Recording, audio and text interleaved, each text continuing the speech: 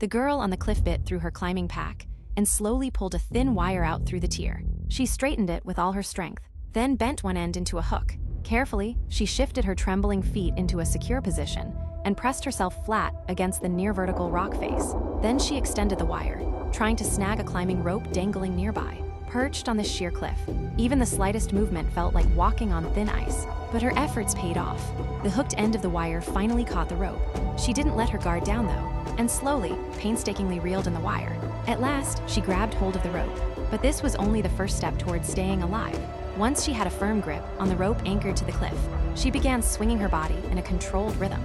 She needed to use the momentum to launch herself onto a ledge on the other side. She made it, but the danger was far from over. Staring down at the ground far below, so far she couldn't even see the bottom, and then up at a tent left behind by previous climbers, an idea suddenly struck her. Using every climbing technique she'd learned, she began inching her way toward the tent suspended in midair, arms and legs working in unison. She finally landed on a large, protruding boulder. Just then, the three killers hunting her arrived directly above. They immediately started scanning the cliff face for any sign of the girl. The boulder provided some cover, but after doing some quick mental math, one of the men realized she must be hiding right below him.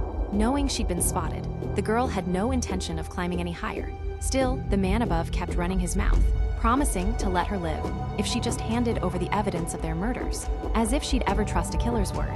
Instead, she surveyed her surroundings, planning to set up a temporary rest spot right where she was. She wedged a carabiner into a crack in the rock overhead and hoisted the abandoned tent up to connect it. As night fell, her makeshift shelter, suspended in midair, was complete. Summoning her courage, she crawled inside to test how sturdy it was. Thankfully, nothing went wrong.